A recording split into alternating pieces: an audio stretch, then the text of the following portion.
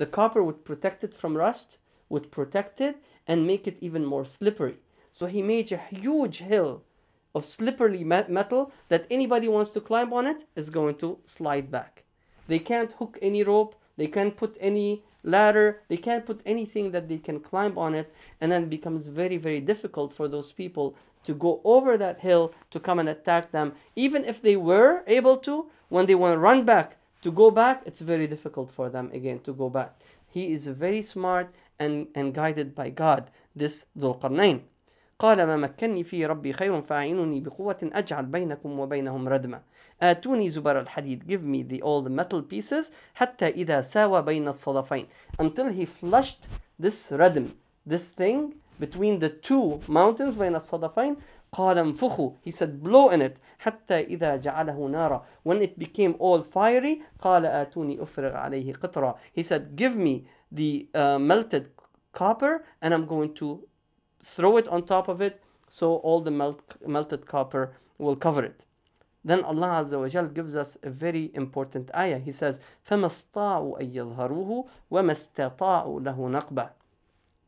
The word استطاعوا and استطاعوا, they have some difference in meaning in the Arabic language.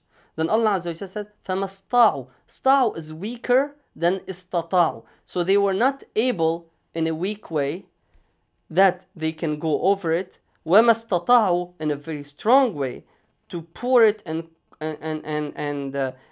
dig through it and break through it. So what Allah Azza wa Jal is saying that they could have probably climbed over it, but very, very difficulty. So فَمَا اسْتَطَاعُوا, maybe if you try very, very, very hard, you might be able to go over it.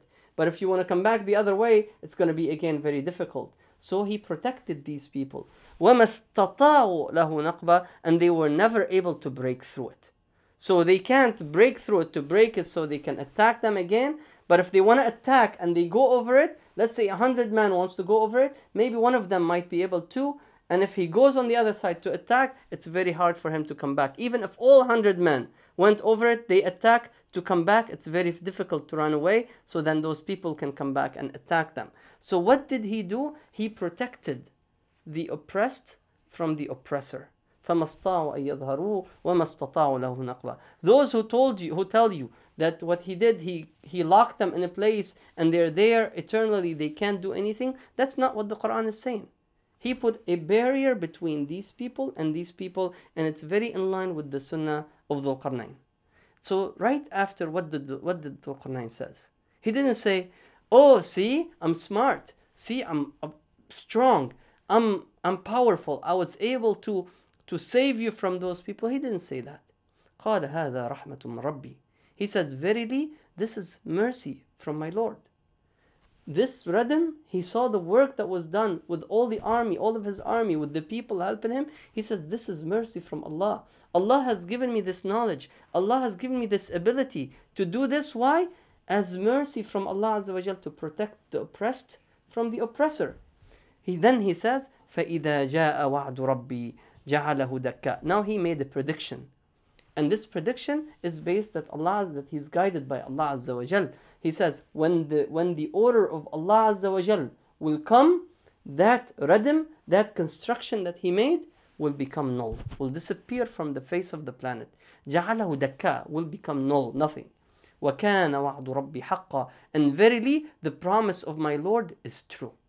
So Dhul Qarnayn is giving us a very clear, evident promise that when that radm when that promise of Allah Azza wa Jal will happen, the radm will become, that construction will become null, will be nullified, will be taken away from the face of this planet. So what is the promise of Allah Azza wa Jal? We can move to a next surah in the Quran, which is Surah Al-Anbiya.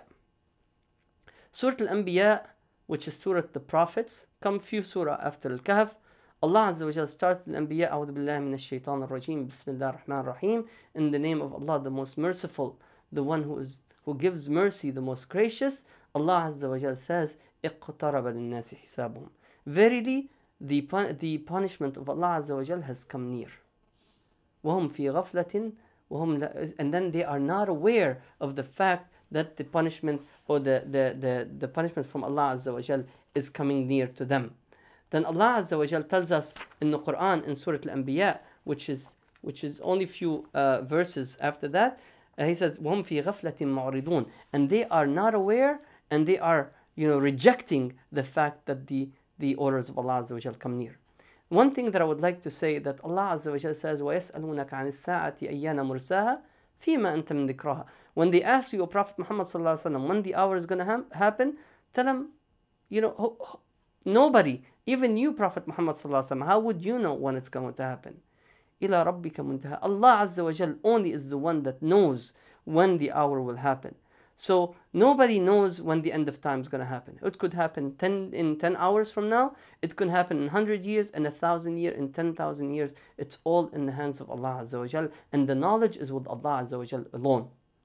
But there are signs of the hour, and one of the signs of the hour is Fatah Yajooj wa Majooj, which is what we're going to talk about, and which is what Dhul Qarnayn talk about here in this ayah. He says, when the promise of Allah Azza wa Jal come, that rhythm will disappear, and that is one of the signs of Yawm al-Qiyamah. And more signs and signs will come as we live, and as until the time is decreed by Allah Azza wa Jal when it's going to come. So Allah Azza wa Jal, towards the end of Surah Al-Anbiya, He gives us another ayah. And in this ayah, Allah Azza wa Jal says, حَتَّى إِذَا فُتِحَتْ يَأْجُوجُ وَمَأْجُوجُ وَهُمْ مِنْ كُلِّ حَدَبٍ يَنْسِلُونَ وَاقْتَرَبَ الْوَعْدُ الْحَقِّ. Allah Azza wa Jal says, when, حَتَّى إِذَا فُتِحَتْ, when, إِذَا, if, futihat has two different meanings. The word fataha in Arabic has two different meanings. Fataha al-bab, you open a door. وَفُتِحَتِ السَّمَاءُ فَكَانَتْ أَبْوَابًا, and the heavens have been split open, and it became as if it's doors. This is when Allah, on the day of Qiyamah, Allah Azza wa Jalla. So the word or the verb fataha means open. Okay, and also the word fatah or fataha comes from the conquer or victory. وَفُتِحَتْ Makkah, Makkah was conquered. So there's two different meanings of the word fatah. Now let's look at the ayah and see which one this is trying to address. And Allah Azza wa Jalla says, حَتَّى إِذَا فُتِحَتْ يَأْجُوجُ مَأْجُوجُ, until when Yajooj Majooj is open. So most scholars, and I can tell you 99.9% of the scholars today, explain this ayah is when that rhythm, that construction that Dhul Qarnayn did, when the people of Yajooj and Majooj break through it, which goes against what the Quran teaches us, because Allah Azza wa Jalla, وَمَا اسْتَطَاعُوا أَن يَظْهَرُوهُ, they will never be able to break through it.